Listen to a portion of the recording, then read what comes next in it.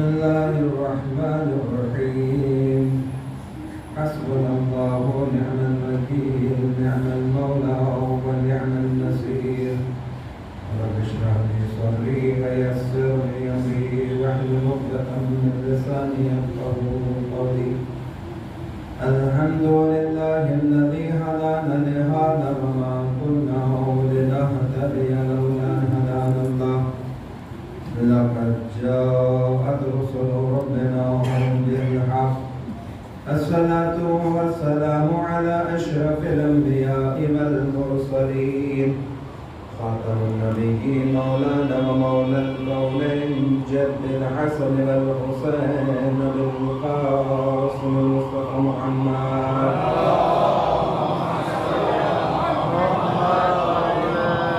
وعلى الطيبين الطاهرين الذين أذهب الله عنهم الرجس وطهرهم تطهيرا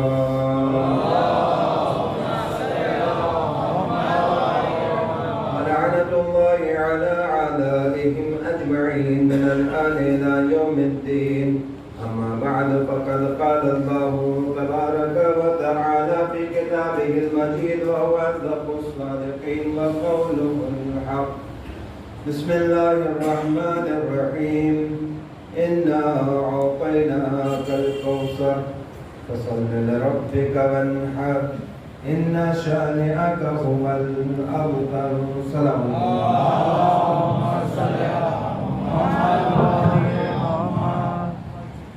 على محمد ماتم داران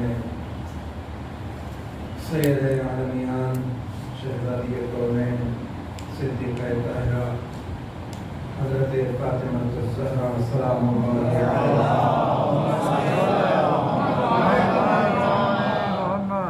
اس سے پہلے کہ کچھ معلومات پیش کیے جائیں دو اعلان ہیں ایک آنے والے جمعے کو نماز جمعہ کے بعد مجلس ایصال ثواب جناب شہید قاسم سلیمانی مہدی مہندس اور فقری زادے یہ منعقد ہوگی روز جمعہ نماز جمعہ کے فوراً بعد اور اسی ایام فاطمیہ کی سلسلے کی 5 مجالس یعنی 5 مجالس 2 جنوری سے 6 جنوری تک منعقد کی جائیں گی لہذا تمامی ماتمدارہ نے سید عالمیان سے شرکت کی گزارش ہے صلوات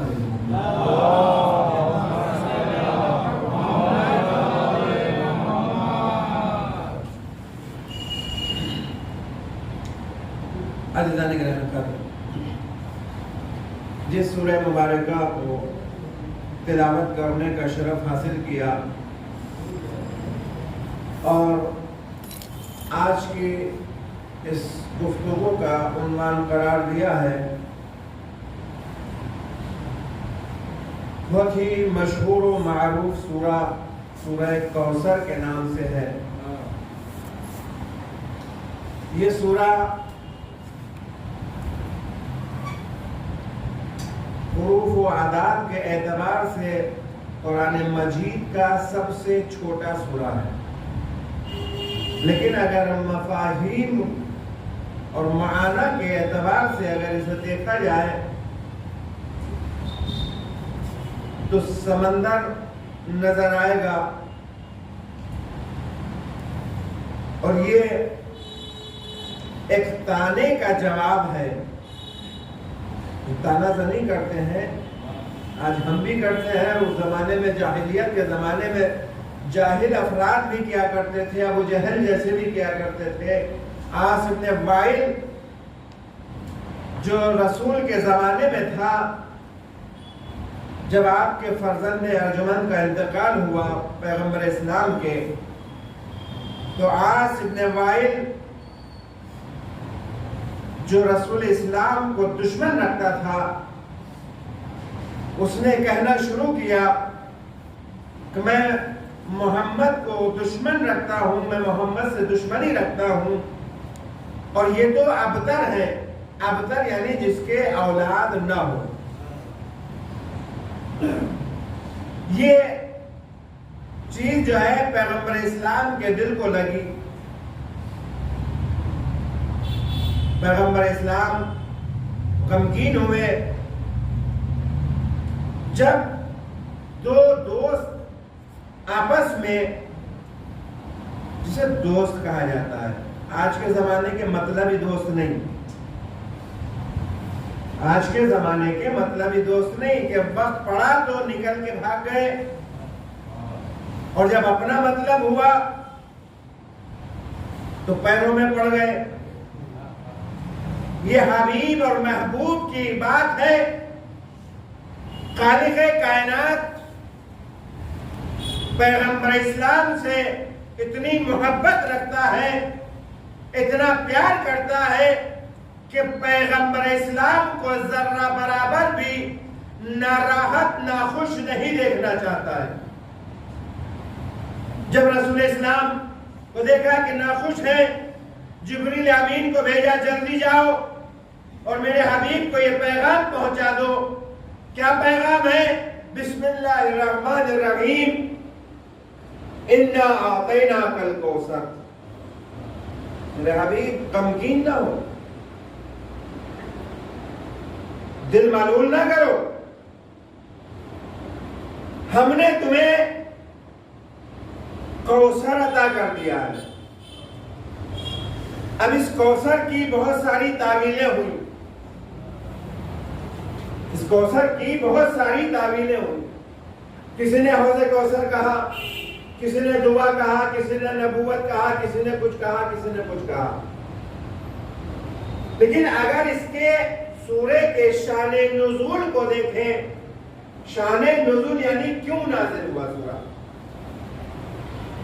تو جو آخری آیت ہے اس کی تیسری آیت، وہ کھل کے یہ واضح کر رہی ہے کہ یہ سورہ کس لیے نازل ہوا ہے.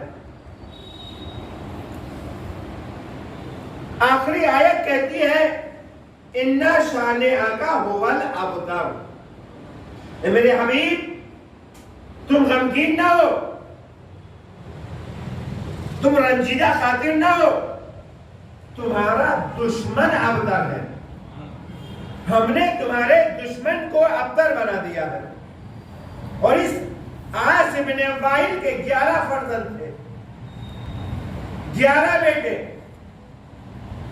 جو اس کی زندگی ہی میں سارے فوت ہو گئے، اور یہ ابتر مرا. یہ ہے کرشمہ قدرت. 11 بیٹے ہونے کے باوجود جو حبیب خدا کو یہ کہے کہ یہ ابتر ہے، یہ قطع نسل ہے، پروردگار عالم اسی کو ابتر بنا دیتا ہے، اسی کو قطع نسل بنا دیتا ہے. صلوات ہے سے محمد.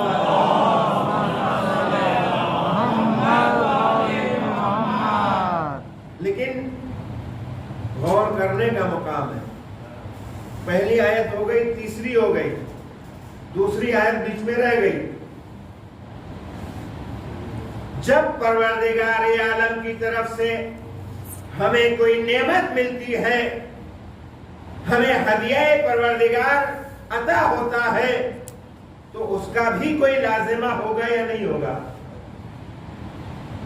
اس کے لیے کوئی لازمہ ہے یا نہیں ہے؟ بھئی ہم نے کسی کو کوئی نعمت دی،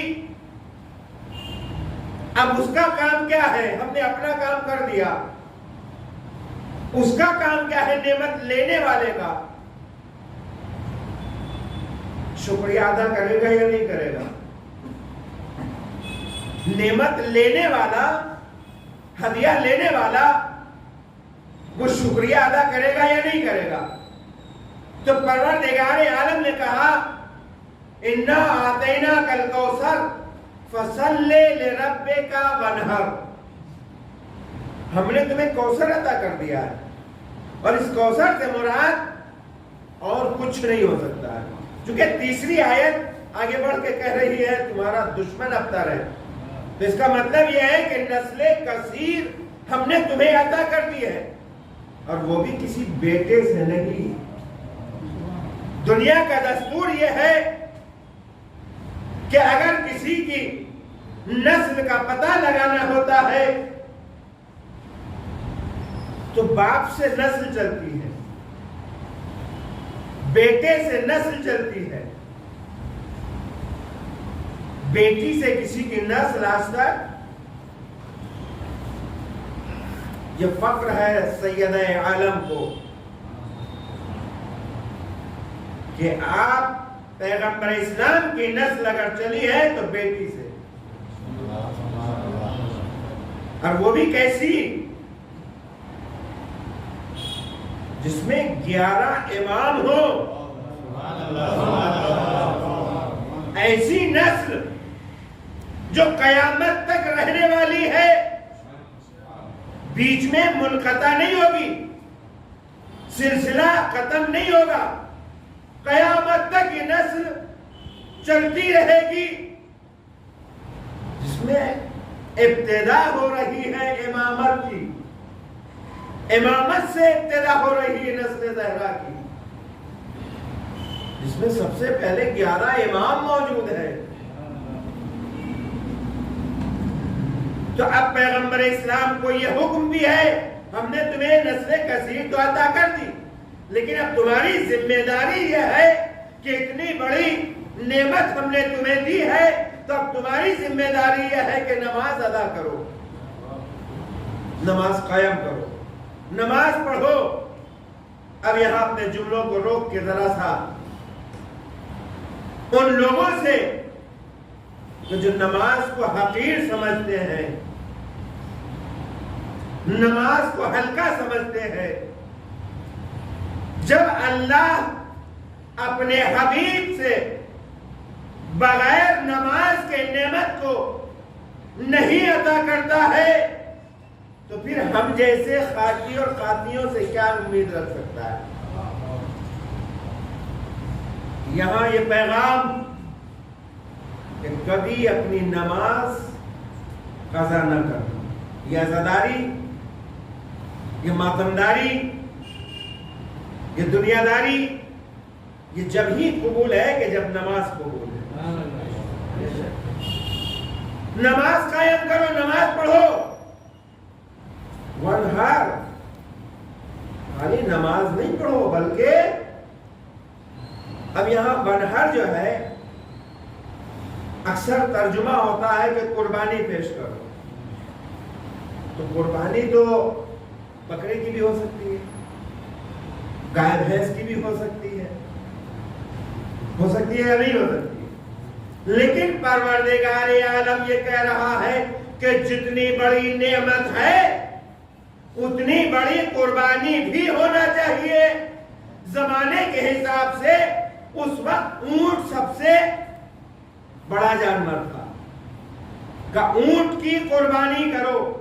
نہر جو ہے، آپ توضیح المسائل اٹھا کے پڑھیں گے تو جانور کو ذبح کیا جاتا ہے، چھوٹے جانوروں کو، بھیڑ بکری گائے بھینس وغیرہ کو ذبح کیا جاتا ہے، لیکن اونٹ کو ذبح نہیں کیا جاتا. کربلا کے مسائل میں بھی جناب علی اصغر کے لیے جملہ ہے کہ نہر کیا گیا. تو نہر کرنے کا مطلب یہاں پہ یہ قربانی جو ہے یہ چھوٹی موٹی قربانی نہیں بلکہ اونٹ کی قربانی ادا کرو. اب جب پیغمبر سے پروردگار یہ چاہتا ہے پھر ہماری کیا حقیقت ہے کہ ہم اس کے احکامات کو پامال کرتے چلے جائیں. آئیے ذرا اس ایام فاطمیہ کے سلسلے میں تھوڑی سی 2-4 جملے. زمانہ ایسا تھا کہ جب اس قربانی کو، یہ قربانی ہے سیدہ کی شہادت ہے جسے لوگ چھپانے کی کوشش کر رہے تھے، باقاعدہ ایک کتاب لکھی گئی اس کے اوپر، سیدہ ولادت سے وفات تک کا قصہ کہانی. یعنی شہادت نہیں ہے. کچھ افراد کو بچانے کے لیے بجائے شہادت کے ایک قصہ اور کہانی میں کھڑ دیا گیا. جب ایران کے پریزیڈنٹ وزیر اعظم خاتمی صاحب میں پہلی میٹنگ آیت اللہ کے ساتھ ہوئی، بہت مجمع تھا. وحید خراسانی انہوں نے بلایا اپنے گھر اور بہت بڑی میٹنگ رکھی. اس میں عام خاص آدمی سب موجود تھے. بات چیت ہونے کے بعد وحید خراسانی خاتمی صاحب کو لے کر ایک کمرے میں گئے اور کافی دیر کے بعد جب باہر آئے تو دونوں کی آنکھیں لال ہو رہی ہیں. ماجرا کیا ہے؟ اور آنے کے بعد دونوں نے یہ بیان کیا کہ جب بھی شہادت عظمیٰ، شہادت عظمیٰ ہے، شہادت عظمیٰ کا وقت آئے گا تو اس پہ ایران کے اندر 3 جمادی الثانی جو زیادہ مشہور ہے شہادت، اس پہ چھٹی رکھی جائے گی پورے ایران کی. یہ قانون پاس ہو گیا. کیوں ہوا؟ وحید خراسانی کہتے ہیں کہ یہ ایام فاطمیہ، اور دیکھیں قدرت کا کرشمہ، دیکھیں قدرت کی یکتائی دیکھیں. اس نے جناب سیدہ کی شہادت کی ایک تاریخ نہیں معین کی ہے.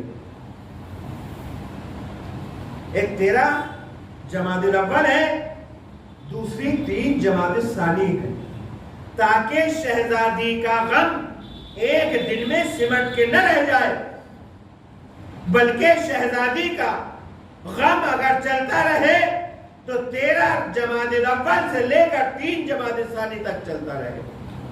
اور یہ ایران نے ہمیں درس دیا. اور ایسے ہی نہیں، آیت اللہ وحید خراسانی نے تابڑتوڑ اعلان کیا چھٹی رہے گی، اور تمام انجمنیں، تمام عزاخانے، عاشورخانے، مساجد میں سب میں جگہ مجلس ہوگی، عزاداری برپا ہوگی. اور جن انجمنوں کو یہ لگتا ہے کہ اتنی جلدی میں کیسے انتظام کیا جائے گا، تو ان انجمنوں کو ہم اپنی جیب سے پیسہ دیں گے تاکہ وہ انتظام کر سکیں.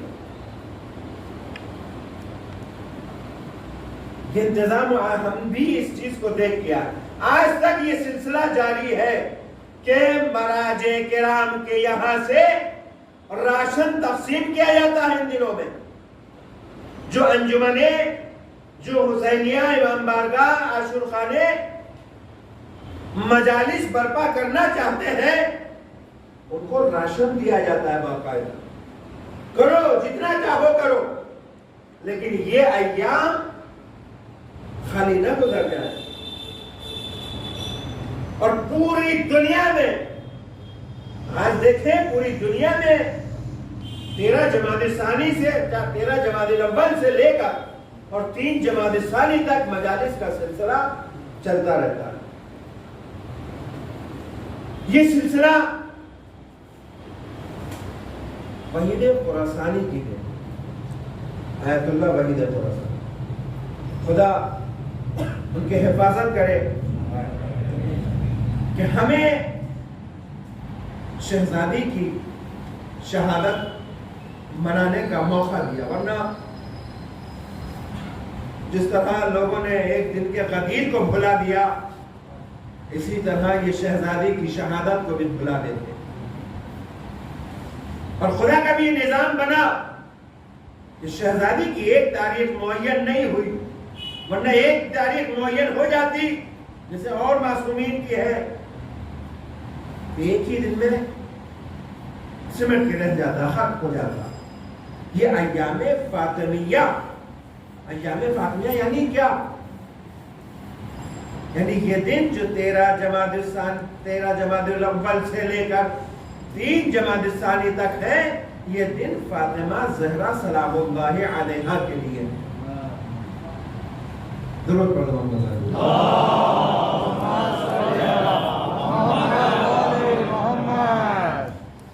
اب آئیے ذرا فضائل کے گوشے نکالیے. کیا فضیلت ہے، کیا فضیلت ہے شہزادی کی، جسے پروردگار عالم اپنی کنیز خاص کہے، جس کے لیے پورا سورہ کوثر اتار دے، جس کے لیے پورا سورہ دہر اتار دے. سورہ دہر کیا ہے؟ سیدہ کی شان میں سورہ دہر اترا ہے، جس کی ایک صداقت اور پروردگار عالم کے حدیث قصہ پڑھتے ہیں نا، کیا ہے حدیث قصہ میں؟ ہے کیا؟ پروردگار عالم شہزادی کی عظمت دکھانا چاہتا ہے. دیکھو شہزادی کی عظمت ہے کیا. پوری حدیث قصہ بیان نہیں کرنا ہے، کبھی اور موقع ملے گا تو انشاءاللہ. فقط شہزادی کی عظمت دیکھیں. پیغمبر اسلام نے، اللہ نے جناب ابراہیم سے کیا کرایا؟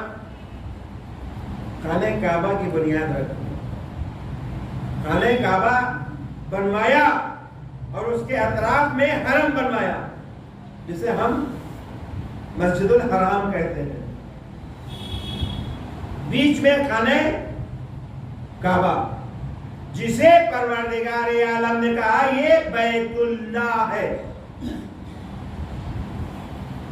یہ بیت اللہ ہے اور یہ مسجد الحرام ہے. یہ سب کے لیے ہے، بیت الحرام سب کے لیے ہے، لیکن یہ بیت اللہ جو ہے یہ صرف اور صرف اللہ کے لیے ہے. ایک گھر اللہ نے بنوایا، ایک گھر نبی نے بنایا. تشریف لائے، ذوق محسوس ہو رہا ہے، چادر یمانی کو لیا، اوڑھ کے لیٹ گئے. شہزادے آئے چادر میں، مولا کائنات آئے چادر میں، شہزادی آئی چادر میں. جب یہ پنجتن پاک اس چادر کے نیچے جمع ہو گئے، ہاتھوں کو بلند کر کے پیغمبر اسلام نے کہا اے میرے معبود، یہ میرے اہل بیت ہیں. گھر پورا تھا لیکن ایک بیت الگ سے بنایا جیسے اللہ نے بنایا. مسجد الحرام سب کے لیے ہے لیکن خانہ کعبہ صرف اللہ سے منسوب. اسی طرح پیغمبر اسلام نے بنایا جو گھر تھا رسول کا وہ سب کے لیے تھا، لیکن یہ چادر کا جو گھر بنایا ہے یہ صرف اور صرف اہل بیت کے لیے ہے. صلوات بھیجتے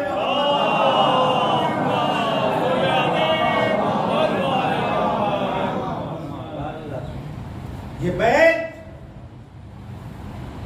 رسول نے یہ بتا دیا ہے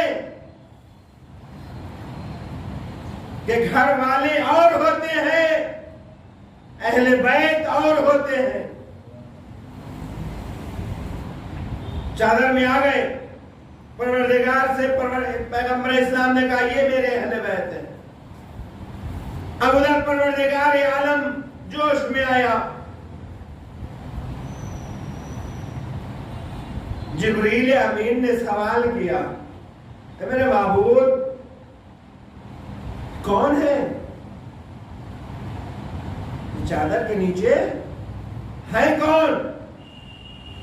جبریل جانتے نہیں ہو، روز تو جاتے ہو، کبھی وہی لے کے، کبھی گہوارہ جھلانے کے لیے، کبھی لوریاں سنانے کے لیے، کبھی چکی چلانے کے لیے، کیا تم انہیں پہچانتے نہیں ہو کہ معبود بتا دے؟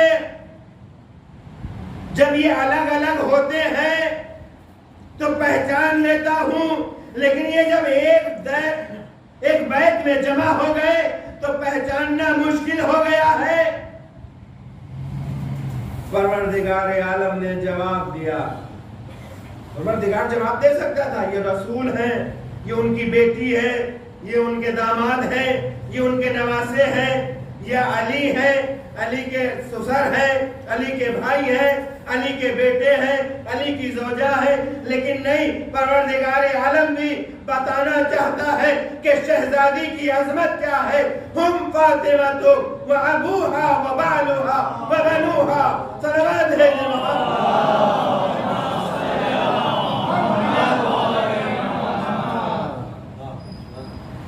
یہ فاطمہ ہے، یہ ان کے باپ ہیں، یہ ان کے شوہر ہیں، یہ ان کے بیٹے ہیں۔ عجیب، پروردگار عالم نے اس عصمت کے گھر کا تعارف جو کرایا ہے تو عجیب و غریب انداز میں۔ مرکز کس کو بنایا؟ مرکز طہارت کس کو بنایا؟ شہزادی کونین صدیقہ طاہرہ حضرت فاطمہ الزہرا فاطمہ ہے، یہ ان کے باپ ہیں، یہ ان کے شوہر ہیں اور یہ ان کے بیٹے ہیں۔ مرکز عصمت و طہارت بنایا ہے تو شہزادی کو۔ عزیزان محترم، فضیلتیں ہم جیسے کیا بیان کریں گے جس کی فضیلت پروردگار عالم قرآن میں بیان کرے؟ ہماری کیا حقیقت ہے کہ ہم شہزادی کی فضیلت بیان کر سکیں؟ تو عزیزان گرامی، یہ شہزادی اگر چادر کسا میں آ جائے تو پروردگار عالم فقر و مباحات کرتا ہے، اور اگر یہی صدیقہ طاہرہ اگر مباہلے کے میدان میں چلے جائیں تو نصارہ نجران یہ کہنے پر مجبور ہو جاتے ہیں کہ ان سے مباہلہ نہ کرنا۔ اگر یہ پہاڑ کو اشارہ کر دے تو پہاڑ اپنی جگہ چھوڑ دیتا ہے۔ صلوات ہے محمد۔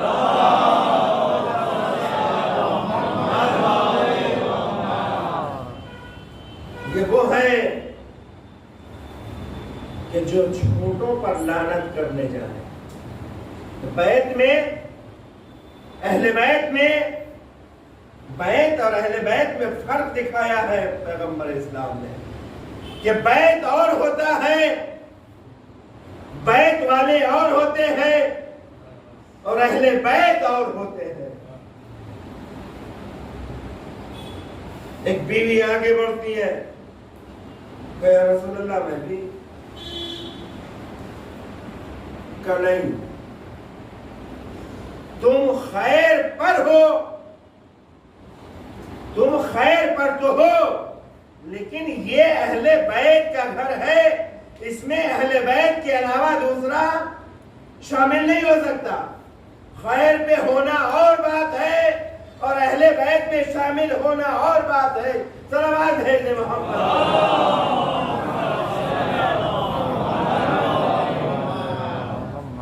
بیت میں شامل ہونا، خیر پہ ہونا یہ الگ بات ہے، لیکن اہل بیت میں شامل ہونا یہ ہر کسی کا کردار نہیں ہے۔ اہل بیت اور ہوتے ہیں اور بیت والے اور ہوتے ہیں۔ اہل بیت اور ہوتے ہیں اور بیت والے اور ہوتے ہیں۔ لیکن عزیزو، یہ شہزادی عظمتیں جس کے لیے کائنات کا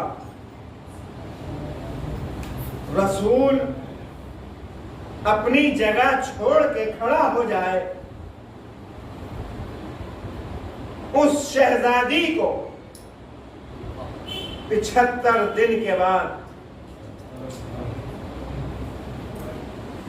صرف اور صرف اپنے باپ کی شہادت کے 75 دن کے بعد نوحہ پڑھنا پڑتا ہے، صبح الایام۔ اے میرے بابا،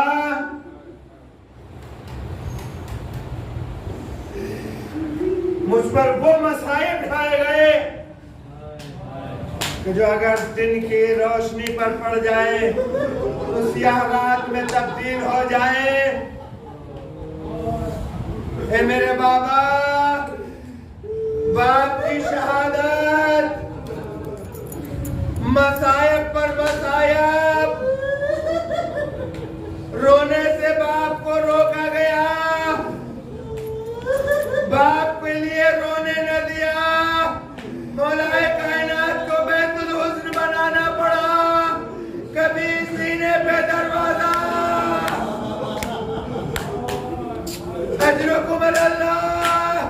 اے شہزادی، یہ وہی در ہے جس در پہ رسول آ کے سلام کرتے ہیں، اسی در پہ آگ اور لکڑی جمع ہو گئی۔ اجرکم اللہ۔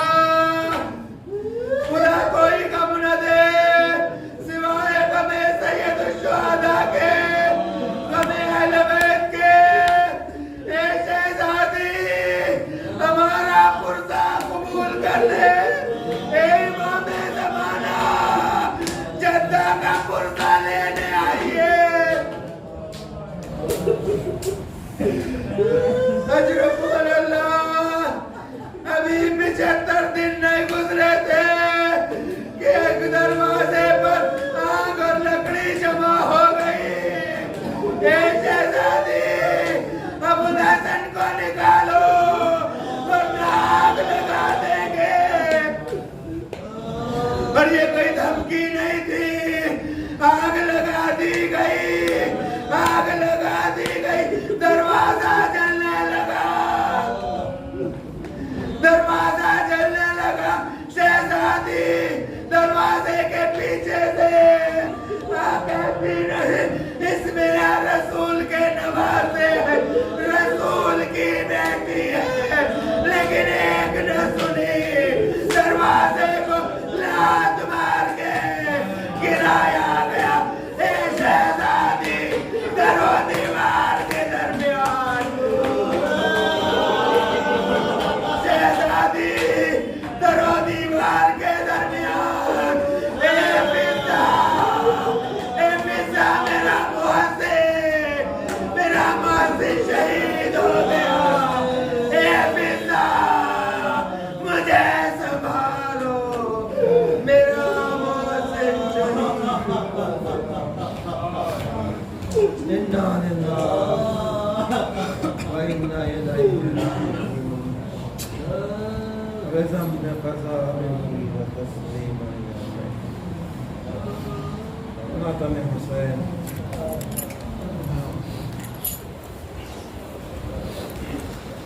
Yeah.